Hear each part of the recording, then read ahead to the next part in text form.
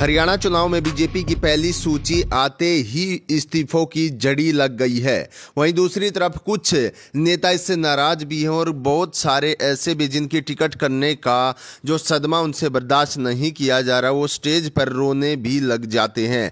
ऐसी एक video viral हुई, आप सभी को बता दें। सोनीपत टिकट से दावेदार बीजेपी की तरफ से कविता जैन की हाल ही में जो सूची जारी की गई है बीजेपी की तरफ से, सोनीपत से निखिल मदान को टिकट दे दी गई और कविता जैन जिसको 2019 में टिकट दी गई थी, उनकी टिकट काट दी गई है, जिसको लेकर वो रोती हुई दिखाई दी। काफ़ी सोशल मीडिया पर वीडियो वायरल चल रही है।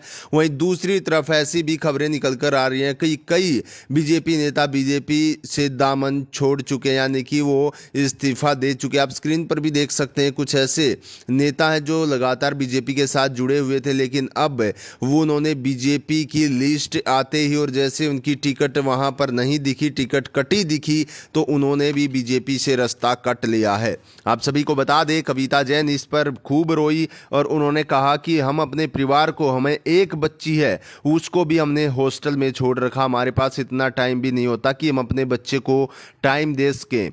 और इसके बीच हमने बीजेपी पार्टी के लिए बहुत कुछ किया है, लेकिन उन्होंने फिर भी मेरा टिकट काट दिया। और मुझे जो टिकट चाहिए था, सोनीपत से मैं टिकट लेने की दावेदार थी, 2019 में भी मुझे टिकट मिला था, लेकिन इस बार न जाने क्यों मेरा टिकट काट दिया गया, जो बिल्कुल भी सही नहीं किया गया बीजेपी पार्टी की तरफ से। वहीं आपको एक खबर और बता देते हैं, कविता जैन से जुड़ी हुई एक और बड़ी खबर निकल कर आ रही है, जिसमें सीधे तौर पर कविता जैन ने बीजेपी सरकार को सीधे तौर पर चैलेंज कर दिया। कविता ने कहा कि मैं बीजेपी को 8 सितंबर तक समय दे रही हूं, उसके बाद मैं फैसला करूंगी कि बीजेपी में मुझे रहना है या नहीं, यानी कि बीजेपी छोड़ने की धमकी भी कविता जैन ने दे दी है। और सीधे तौर पर हरियाणा में बीजेपी को 8 सितंबर तक का समय कविता जैन की तरफ से दिया गया है। और भी बहुत सारे ऐसे नेता जिनकी टिकट कटी हैं और जो लगातार बीजेपी से नाराज चल रहे हैं, कुछ ने तो इस्तीफे दे दिए हैं, बीजेपी पार्टी को छोड़ दिया है, लेकिन कुछों ने तारीखें धर दी हैं। जैसे कविता जैन ने 8 सितंबर तक का समय बीजेपी को दे दिया है, यानी कि इशारों में उनका कहना है या तो टिकट मुझे वापस मिलनी चाहिए या फिर अब मैं पार्टी छोड़कर जा सकती हूं। तो ये घमासान मच गया है और कांग्रेस की तरफ से अभी लिस्ट जारी नहीं की गई है। बहुत सारी संभावनाएं जताई जा रही हैं। बताया जा रहा है विनेश फोगाट और बजरंग पुनिया को भी टिकट मिल सकती है। इसको लेकर भी सरकार जो है हाईकमान दिल्ली में चर्चा चल रही है, मंथन हो रहा है। और दूसरी तरफ शैलजा और सुरजेवाला को लेकर भी क्या चुनाव लड़ाया जाएगा या नहीं, इसको लेकर भी सरकार तय नहीं कर पाई है। तमाम खबरें हरियाणा विधानसभा चुनाव से निकल कर आ रही है, लेकिन बीजेपी की पहली सूची आते ही बीजेपी में बुरी तरीके से भगदड़ मच गई है और लगातार उनके जो साथी थे, जो उनके कार्यकर्ता थे, नेता थे, वो पार्टियां छोड़कर लगातार जा रहे हैं। आपकी इसके बारे में क्या राय है, कमेंट बॉक्स में हमें जरूर बताइएगा। हम आपके साथ जुड़ते रहेंगे बड़ी खबरें लेकर। आज की वीडियो में इतना। सभी साथियों को नमस्कार, जय हिंद। राजनीति का जीवन मेरे लिए कोई नया नहीं था। मैं हमेशा कहती हूँ कि जब से मैंने पैदा हुई, मैंने होश संभाला, मैं रोहतक की बेटी हूँ। मेरे पिताजी 13 साल की उम्र में थे जब उन्होंने संघ और बीजेपी का दामन थामा। मैंने अपने घर से, जब जैसे बच्चा एक चित्रकारी करना सीखता है, ड्राइंग करना सीखता है, तो मैंने अपने घर के अंदर केवल दिया और कमल देखा और उसी की पूजा करने लगा। शादी के बाद भी 2009 में जब सक्रिय राजनीति में हम आए, हमारे बच्चे बहुत छोटे थे।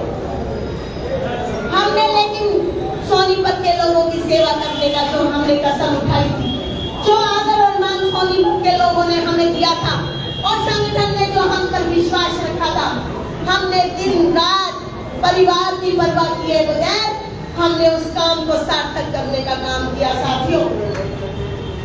और यही कारण रहा 2014 के अंदर भी इस सोनीपत की जनता ने हमेशा रागों पर बिठाने का काम किया और आप लोगों ने बहुत भारी बहुमत से हमें जिताने का काम किया। और 19 का चुनाव जब हम हारे साथियों, तो उस गले लगाने का काम किया और हारने के बाद भी एक दिन भी हम घर पर नहीं बैठे, क्योंकि हमें जनता की सेवा करनी थी। हमें इस बात से कोई मतलब, ये जो पार्टी ने कैंडिडेट घोषित किया है इसका कोई भी रोल नहीं था। उसने पार्टी की जीत के बाद पार्टी ज्वाइन करने का काम किया है और हमें समझ नहीं आता पार्टी को इसकी जरूरत क्या थी। तो ये सोनीपत की जनता ये जवाब मांग रही है और सोनीपत की जनता इसका हिसाब पार्टी से भी लेकर रहेगी और हमारे इस बीजेपी के प्रत्याशी से भी लेकर रहेगी।